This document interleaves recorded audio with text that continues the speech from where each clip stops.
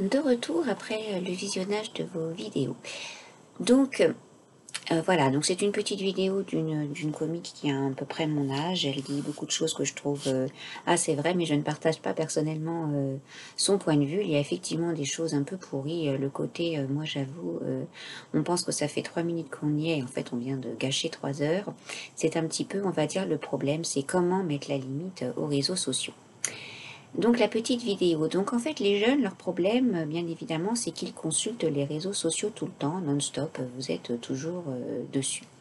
En moyenne, les utilisateurs des réseaux sociaux passent 1h23 dessus, hein, ce qui est beaucoup.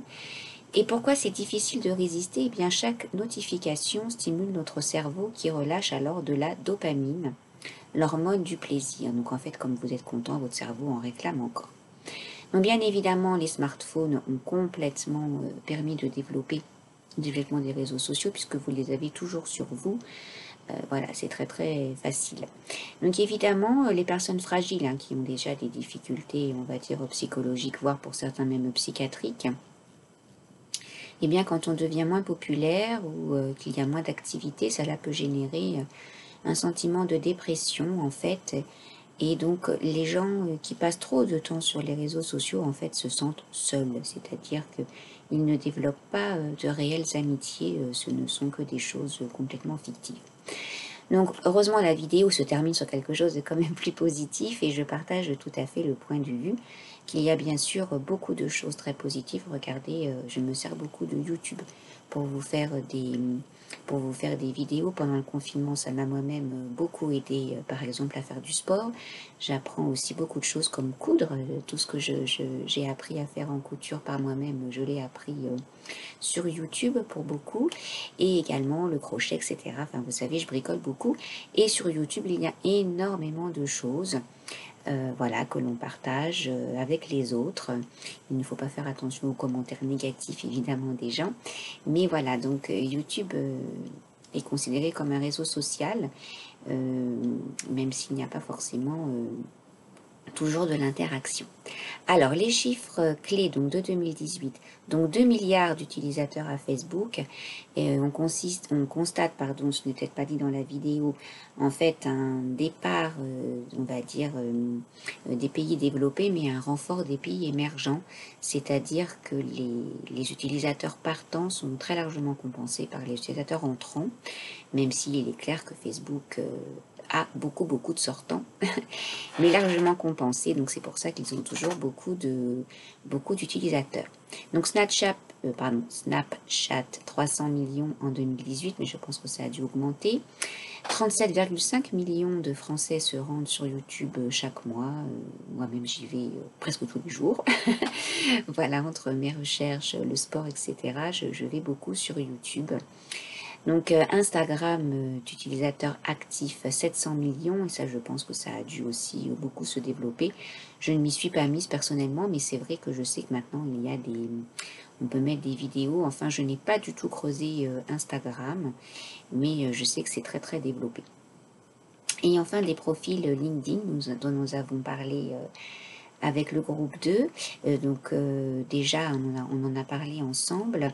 En fait, 407 millions d'utilisateurs. Hein, donc je vous dis que c'est un outil très très puissant qu'il ne faut pas négliger pour vos recherches de stage, ne serait-ce que pour trouver des noms de personnes. Voilà. Donc moi, par rapport à la communication digitale, hein, qui est la communication par les outils numériques, bien évidemment, je préconiserais Facebook, hein, comme je suis une vieille personne, puisque là, on peut mettre des événements, on peut mettre beaucoup de photos, etc.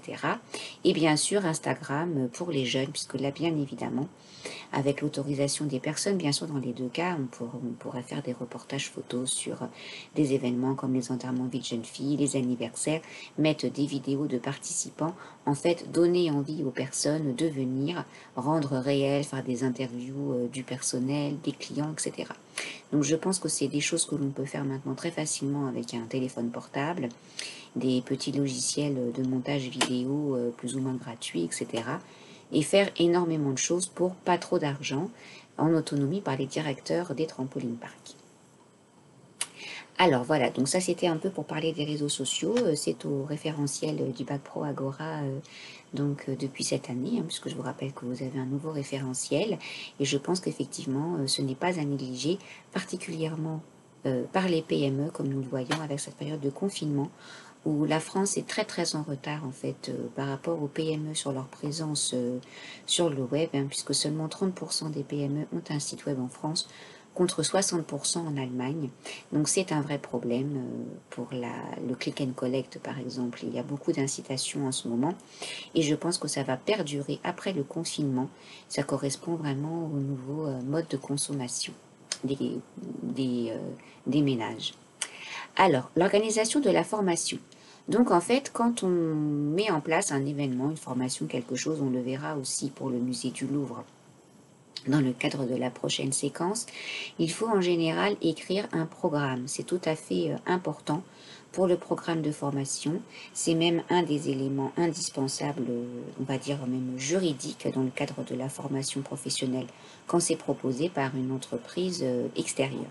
Donc je vous ai mis en observation un petit programme d'une entreprise que je vous demande d'observer, bien sûr vous l'avez sur votre support papier, et de regarder quelle rubrique, partie devez-vous prévoir au programme. Donc vous allez observer, vous regardez qu'est-ce qu'il y a, des dates, des horaires, des choses comme ça. Donc je vous laisse observer ça, vous répondez là, on corrigera. Et après, je vous demande de lire le texte attentivement et je vais bien sûr le voir avec vous, puisqu'il faut quand même que vous le lisiez parce qu'on ne va pas. Je vous le lis, je vais vous le lire aussi, mais je préférerais aussi que vous le lisiez une première fois tout seul pour après que l'on puisse parler de ce que c'est et de comment on s'en sert. Voilà, donc je vous laisse regarder tout ça et je vous dis à tout de suite.